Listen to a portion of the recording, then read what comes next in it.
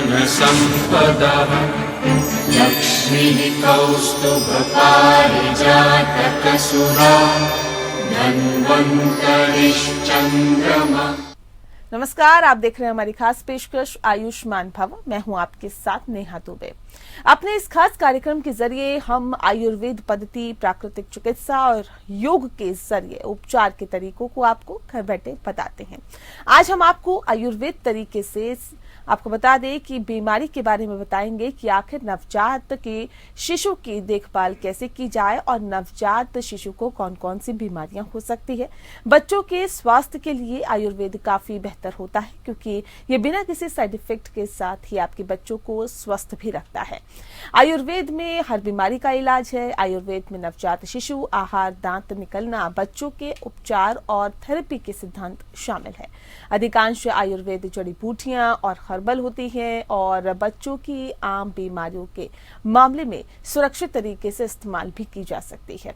दरअसल आयुर्वेद में शिशुओं के पालन पोषण के संबंध में भी कई बातें बताई गई हैं जिनका आज तक भारतीय समाज में प्रयोग किया जाता है। मसलन भारतीय महिलाएं आज भी गांव में बच्चों की देसी चीजों से ही तेल की मालिश करती हैं और मसाज के लिए नारियल का तेल इस्तेमाल करती है या फिर तिल का तेल, सरसों का तेल और बादाम का तेल काफी ज्यादा फायदेमंद माना जाता है। भारतीय समाज में शिशु को उबले हुए आलू, दाल का पानी, साबुदाने की खिचड़ी, मेवों की खीर और फलों का पल्प, खिचड़ी, दलिया इत्यादि खिलाने की परंपरा चली आ रही है।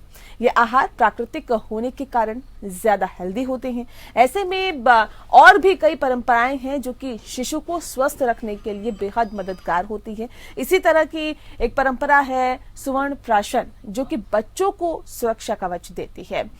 आज हम आपको आयुर्वेद से जुड़ी हुई नवजात की देखभाल के उपायों के बारे में विस्तार से जानकारी देंगे। अगर शिशु रोग से जुड़ा हुआ आपका भी कोई सवाल है तो आप इस खास कार्यक्रम के जरिए जुड़ सकते हैं और फोन करके इस पूरे विषय के बारे में जान सकते हैं, अपना सवाल भी पूछ सकते हैं। आज हमारे साथ खास मेहमान मौजूद होंगे आयुर्वेद विशेषज्ञ डॉक्टर प्रेम प्रकाश व्यास जी। प्रेम प्रकाश व्यास जी, बहुत स्वागत है आपका। जी नमस्कार जी, तो आपको बता दें कि प्रेम प्रकाश व्यास जी आप doctor SR Rajasthan Ayurveda university Jodhpur के बाल रोग के PG डिपार्टमेंट के हेड हैं और अगर आप आयुर्वेद के जरिए नवजात के आयुर्वेदिक तरीके से देखभाल करना चाहते हैं और इस विषय पर ज्यादा जानकारी लेना चाहते हैं तो आप भी इस खास कार्यक्रम का हिस्सा बन सकते हैं। फोन लाइंस खुल चुकी हैं और खास मेहमान व्यास साहब लगातार हमारे साथ जुड़े हुए हैं। डॉक्टर साहब, बहुत महत्वपूर्ण हो जाता है ये समझना, ये जानना, क्योंकि जब बच्चा पैदा होता है तो उसकी देखभाल कैसे की जाए और आज के दौर में मुझे लगता है ये सबसे बड़ी चुनौती होती है जो न्यूली पेरेंट्स होते हैं उनके सामने। नवजात की देखभाल के लिए आयुर्वेद क्या कहता है? विश्व की सर्वाधिक प्राचीन स्वास्थ्य विज्ञान आयुर्वेद में नवजात शिशु की जो परिचर्या है उसके बारे में बहुत ही बारीकी से बहुत सारी महत्वपूर्ण बातों का उल्लेख है। नवजात शिशु को जन्म के तुरंत बाद तापमान, जो बाहरी तापमान, जिस तापमान में बच्चा माँ के पेट से बाहर आया है जी, उस तापमान में उसको एकोमोडेट करना होता है। तो इस कारण से बच्चे को किसी भी प्रकार से ठंड नहीं लग जाए, बच्चा हाइपोथर्मिया की चपेट में नहीं आ जाए, उसके लिए रूम का टेम्परेचर और बच्चे को समुचित रूप से मौसम के अनुकूल जो जरूरी जो वस्त्र हैं वो बच्चे को पहनाने होते हैं, बच्चे को ठीक से कवर करना होता है। तो सबसे पहली चीज है बच्चे को तापमान के हिसाब से अनुकूलन परिस्थितियां देना जी। दूसरी बात है बच्चे को जो है अच्छी तरीके से एग्जामिन करने के बाद में उसकी कॉर्ड कटिंग और कॉर्ड क्लैपिंग करने के बाद में उसको माँ के स्तनों से लगाया जाता है ताकि बच्चा जल्दी से जल्दी माँ के स्तनों से अपना आहार प्राप्त कर सके, एनर्जी प्राप्त कर सके और जल्दी से जल्दी उसके वाइटल फंक्शंस जो है वो ठीक से एस्टेब्लिश हो सके। बच्चे को जन्म के बाद में जात कर्म संस्कार के अंतर्गत स्वर्ण प्राशन किए जाने का भी उल्लेख मिलता है। प्राचीन जो हमारे चिकित्सा वैज्ञानिक थे, महर्षि सुश्रुत, महर्षि काश्यप, महर्षि वाग्भट, उन सभी ने जात कर्म संस्कार के अंतर्गत स्वर्ण और मधु और घृत, इनका एक अमलगमेशन जो है वो बच्चे को चटाने के लिए निर्दिष्ट किया है। सर थोड़ा सा विस्तार से बताइएगा कि स्वर्ण प्राशन क्या होता है, क्योंकि मुझे लगता है कि सभी लोग ये समझना चाहते होंगे, जानना चाहते होंगे, और जो पुराने लोग थे वो तो इसको बखूबी जानते ही होंगे, लेकिन जो आज की युवा पीढ़ी है, जो न्यूली पेरेंट्स बन रहे हैं, वो भी इस रीति रिवाजों से, इस हिंदू परंपराओं से अवगत बेहतर तरीके से हो जाएं कि आखिर ये स्वर्ण प्राशन क्या होता है। जब बच्चा पैदा होता है तो उसके बाद इसकी किस तरह की प्रक्रिया होती है, इसको कैसे पारंपरिक तरीके से किया जाता है, थोड़ा सा विस्तार से बताएं सर। जी जी, स्वर्ण का उपयोग स्वास्थ्य के लिए आयुर्वेद में प्राचीन काल से बताया गया है। और स्वर्ण, उस प्राचीन काल में पहले की जो परंपराएं थी उसमें स्वर्ण की शलाका को बहुत अच्छे साफ सुथरे पत्थर पर बड़ी हाइजेनिक कंडीशंस में उसको रगड़ करके बच्चे को चटाया जाता था। यानी घिसे हुए स्वर्ण को जी बच्चे को मुख मार्ग से ओरली उसको चटाया जाता था। और अब वर्तमान में स्वर्ण भस्म को घी और शहद के साथ में मिक्स करके और उसको just like polio drops oral route से जो है उसको ड्रॉप फॉर्म में उसको चढ़ाया जाता है। स्वर्ण स्वास्थ्य के लिए बहुत ही चमत्कारिक औषधि का कार्य करता है। सबसे बड़ी बात है कि बच्चे का इस समय ब्रेन जो फंक्शंस जो है वो अंडर डेवलपिंग स्टेज में है, तो स्वर्ण भस्म उसके साथ में जो घी है, ये दोनों के दोनों ब्रेन डेवलपमेंट में बहुत बड़ा रोल प्ले करते हैं। इसलिए नवजात शिशु को स्वर्ण प्राशन आयुर्वेद की प्राचीन परंपराओं का पालन करते हुए दिया जाना स्वास्थ्य के लिए बहुत ही श्रेयस्कर है। और इस समय तो स्वर्ण प्राशन की प्रासंगिकता, उसकी उपयोगिता बहुत बड़ी हुई है। हम सब जानते हैं कोविड के बाद में रोग प्रतिरोधक क्षमता बढ़ाए जाने की जो कॉन्सेप्ट जो समाज में उभर के आई है, और रोग प्रतिरोधक क्षमता को बढ़ाने का जरिया केवल और केवल आयुर्वेद में प्राचीन काल से ही निर्देशित किया गया है। इसलिए आज के समय में हम यह देखते हैं कि स्वर्ण प्राशन लगभग पूरे भारत में लोकप्रिय होता जा रहा है। हर शहर में, हर कस्बे में आयुर्वेद जो कॉलेजेस हैं, उनके हॉस्पिटल्स हैं, उनके आयुर्वेद के डॉक्टर्स हैं, ये जब स्वर्ण प्राशन का एक नवाचार शुरू कर रहे हैं अपने अपने स्थानों पर, जी, तो वहां के समाज के अभिभावक जो हैं वो अपने बच्चों को लेकर के उसमें बढ़ चढ़ करके हिस्सा ले रहे हैं। जोधपुर में स्वर्ण प्राशन 2016 से लगातार प्रतिमाह पुष्य नक्षत्र में संचालित किया जा रहा है लगातार।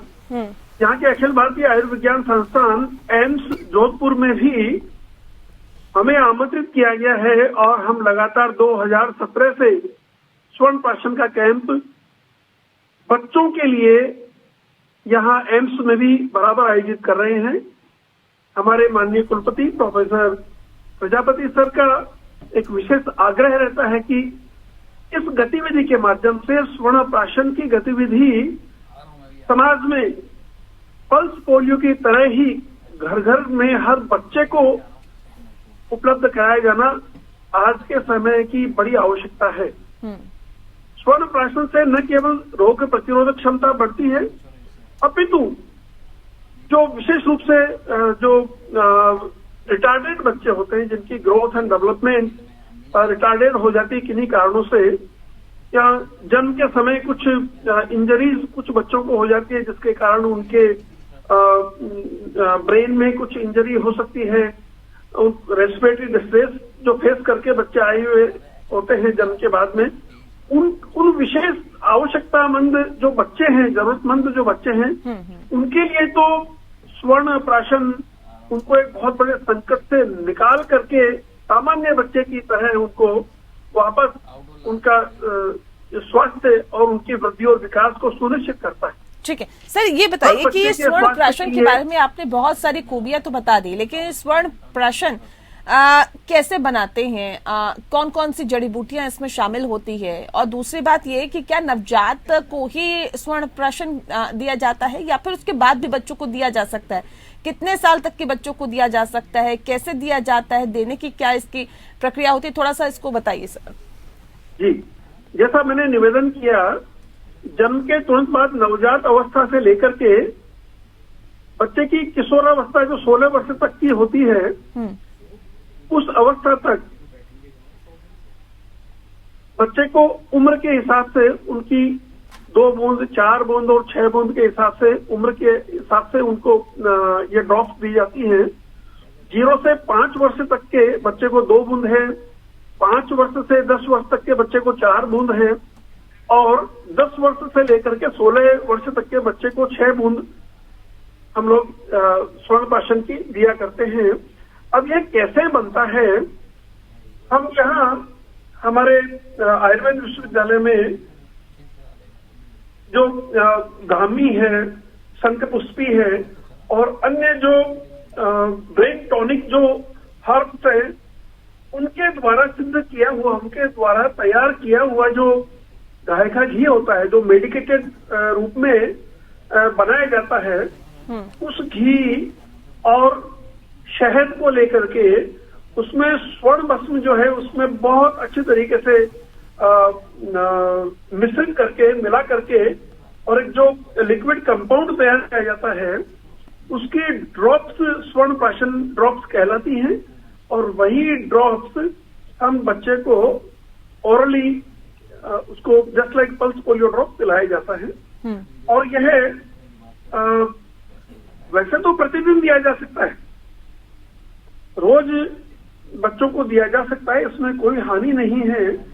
और इसमें मैं आपको एक और निवेदन करना चाहता हूँ। वर्षों से स्वर्ण प्राशन की परंपरा आयुर्वेद के द्वारा हमारे भारतीय समाज में प्रचलित है। एक भ्रांति जो है हमें सुनने को मिलती है कि स्वर्ण जो है एक हैवी मेटल है और वह बच्चों के अंगों को नुकसान पहुंचा सकता है। मैं यहाँ पर ये निवेदन करना चाहता हूँ आपके चैनल के माध्यम से कि जब स्वर्ण को स्वर्ण भस्म के रूप में तैयार किया जाता है, आयुर्वेद की एक बहुत बड़ी लंबी प्रक्रिया है स्वर्ण को स्वर्ण भस्म में परिवर्तित करने की, एक शास्त्रीय विधि से स्वर्ण भस्म तैयार की जाती है। अनेकों प्रकार की जो पाक क्रियाएं अनेक पुटों के माध्यम से स्वर्ण पर की जाती हैं, और उसके कारण से स्वर्ण भस्म जो तैयार होती है वह किसी भी प्रकार से हैवी मेटल के दुर्गुणों से मुक्त रहती है। उसमें हैवी मेटल की कोई प्रॉपर्टी नहीं होती है जिसके फलस्वरूप यह बच्चे के अंगों को किसी भी प्रकार से नुकसान नहीं पहुंचाती है। इस प्रकार के शोध अध्ययन और इस प्रकार के अनुभव हमें हमारे प्रैक्टिसिंग जो एक्सपीरियंस है उसमें प्राप्त हुए हैं। डॉक्टर साहब, ये भी मैं आपसे समझना चाह रही थी, आपने बहुत बेहतर तरीके से, बहुत विस्तार से, बहुत तफसील से हमें बताया कि आखिर किस तरह से स्वर्ण प्राशन रहता है और कितना जरूरी ये होता है, क्या कुछ इसमें सम्मिलित होते हैं। लेकिन सर, जो चीजें आपने बताई है, अगर ये शहरों में ना मिल पाए तो क्या कुछ इस तरह का कि बनी बनाई चीज भी आती है जो हम अपने बच्चों को दे सकते हैं या फिर लोग दे सकते हैं शहरों में? जी, विभिन्न प्रकार की जो फार्मेसियां हैं, यदि वो जीएमपी सर्टिफाइड हैं और उनके पास ठीक प्रकार से अच्छी, उचित और शास्त्रीय विधि से बना हुआ स्वर्ण प्राशन उपलब्ध है। जैसे आजकल बहुत सारी कंपनियां जो है वो टैबलेट फॉर्म में भी इसको तैयार कर रही हैं और बाद में उस टैबलेट को जो है वो मेल्ट किया जाता है और जो है उसको घी और शहद में उसको चटाया जाता है। ऐसा कुछ वो कंपनियां अपनी तरफ से कहती हैं। यदि वो ठीक प्रकार से बना हुआ स्तनपाशन है और अच्छी कंपनियों का वो तैयार उत्पाद है तो फिर उसको दिया जा सकता है। ठीक है सर, ये बताइए कि आयुर्वेद के मुताबिक क्या नवजातों का आहार होना चाहिए, कैसा होना चाहिए, कितने वर्ष तक किस तरह का आहार देना चाहिए, ये थोड़ा सा विस्तार से बताएं सर।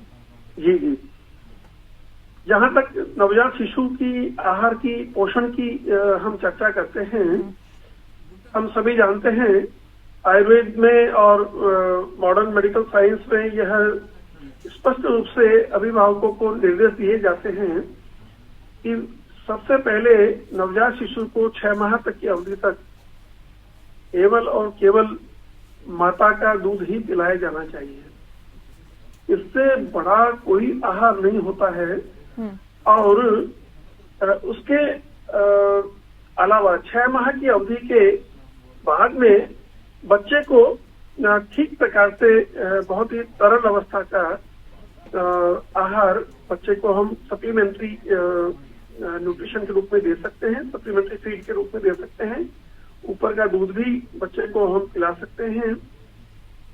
सबसे पहली बात यह है कि बच्चे को यदि हम कोई सप्लीमेंट्री फूड देते हैं तो वह प्रॉपर हाइजेनिक कंडीशंस में तैयार हुआ होना चाहिए, अन्यथा बच्चों को संक्रमण का खतरा रहता है। इसलिए अभिभावकों को चाहिए कि वे ठीक प्रकार से अपने भोजन तैयार करते समय, बच्चे को आहार देते समय अपने हाथों को अच्छी तरह साबुन से हाथ धो करके रखें और बच्चे के बिल्कुल क्रॉस कांटेक्ट में जाए तो ज्यादा अच्छा है कि मास्क वगैरह का उपयोग हम करें, क्योंकि माता और पिता या परिवार का कोई अन्य सदस्य किसी भी प्रकार से संक्रमण से पीड़ित हो सकता है। जैसे अभी इस समय सर्दी की ऋतु चल रही है और सर्दी जुकाम, वायरल इत्यादि का इन्फेक्शन किसी भी परिवारजन को हो सकता है।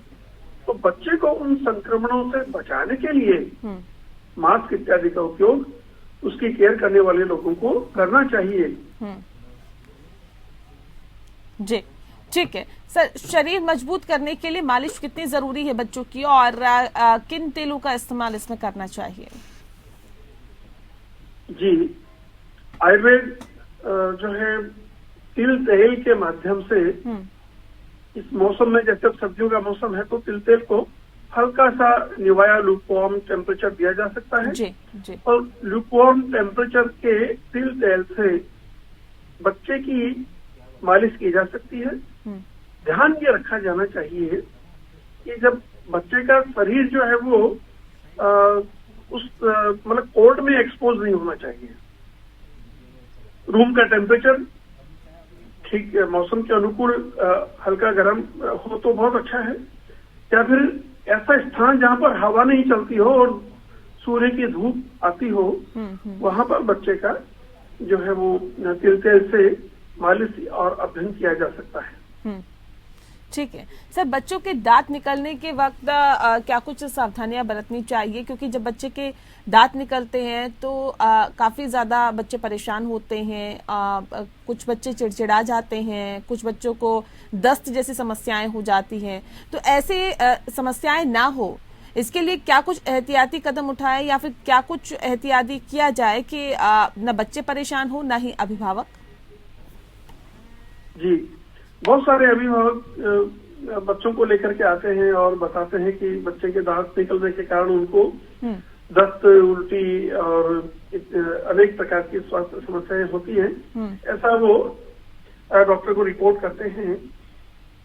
सबसे बड़ी बात है दांतों को प्राकृतिक रूप से उनकी उत्पत्ति के लिए, उनके निकलने के लिए जो है बच्चे को उस समय पर्याप्त रूप में हम जो आयुर्वेदीय कैल्शियम जो होता है वंशोचन के माध्यम से या प्रवाल पिष्ट या मुक्ता शुद्धि या शंखभस्म इत्यादि जो हमारे जो उत्पाद हैं, जो हमारे आयुर्वेदिक जो मेडिसिन हैं, जो सप्लीमेंट्स हैं, उनको हम किसी न किसी रूप में ले सकते हैं। जैसे फॉर एग्जाम्पल सर्दी की ऋतु में शीतोपलादी पाउडर न केवल सर्दी जुकाम खांसी से बचाता है, तो उसमें जो वंशलोचन होता है वह हड्डियों के और स्पेशली जो है दांतों के निर्माण के लिए उनको ठीक प्रकार से जो है अस्थियों का निर्माण हो, दांतों का निर्माण हो, उसके लिए बहुत उपयोगी है जी। लेकिन विशेष रूप से ध्यान ये रखने की बात है कि बच्चा जो है उस दौरान किसी न किसी प्रकार के संक्रमण से पीड़ित न हो, और संक्रमण से पीड़ित हो सकता है यदि माता पिता उस दौरान जो बच्चे के मुंह से लार वगैरह जो इत्यादि या जो भी कुछ बच्चे ने हाथ में पकड़ा हुआ है तुरंत मुंह में ले जाने के लिए लालायित रहता है। उस समय दांतों में उसकी खुजली और एक स्पेशल प्रकार की जो है इचिंग होती है, एक फीलिंग होती है, जिसके कारण वह अपने मसूड़ों से हर चीज को हाथों में पकड़ करके मुंह में लेता है, उसको चबाना चाहता है। अब दिक्कत कहाँ होती है कि वो जो चीज उसने जो मुंह में ली है बच्चे ने, वह संक्रमित होती है और बच्चे के मुख मार्ग से वह संक्रमण पेट में चला जाता है और उस कारण बच्चे को ग्रेनिस, लूज मोशन, डायरिया हो जाता है, कई बार वॉमिटिंग हो जाती है, कई बार उसको डिस्टेंशन हो जाता है, कोलिक हो जाता है। तो इस प्रकार से बच्चे के जो भी कुछ हाथ में जो चीजें हैं, जो भी आप उसको खिलौना वगैरह कुछ देते हो, तो उस समय ध्यान रखें बच्चे को हाथ में कोई नुकीली चीज हाथ में नहीं आ जाए, अदरवाइज वो आंख नाक मुंह में इंजरी कर लेगा। बच्चे के हाथ में ऐसी कोई चीज नहीं आ जाए जो संक्रमित हो, जो गंदी हो। और माता पिता को ये विशेष रूप से ध्यान रखना चाहिए, बच्चे की केयर से बढ़कर के कोई इम्पोर्टेंट काम माता पिता के लिए नहीं हो सकता जी। बिल्कुल, इसलिए साफ सफाई का पूरा ध्यान रखा जाना चाहिए। बिल्कुल, सफाई का पूरा ध्यान रखा जाना चाहिए और नवजात की जब आप केयर करते हैं तो आपको बहुत सारी चीजों का ध्यान रखना चाहिए, जो कि आपको डॉक्टर व्यास ने बखूबी बताया, समझाने की कोशिश की और ये भी बताया कि स्वर्ण प्राशन का क्या महत्व होता है, कब दिया जाता है, कितने साल तक के बच्चों को दिया जा सकता है, कैसे बच्चों के दिमाग को और ज्यादा तेज आप कर सकते हैं, ये भी बहुत विस्तार से डॉक्टर व्यास ने बताने की कोशिश की। बहुत शुक्रिया सर आपका हमारे साथ इस खास कार्यक्रम के माध्यम से जुड़ने के लिए। इसी के साथ आयुष्मान भव में इतना ही, मुझे दीजिए इजाजत, नमस्कार। करोतु कल्याणम् आरोग्यं धनसम्पदः लक्ष्मीः कौस्तुभपारिजातकसुरा धन्वन्तरिश्चन्द्रमा।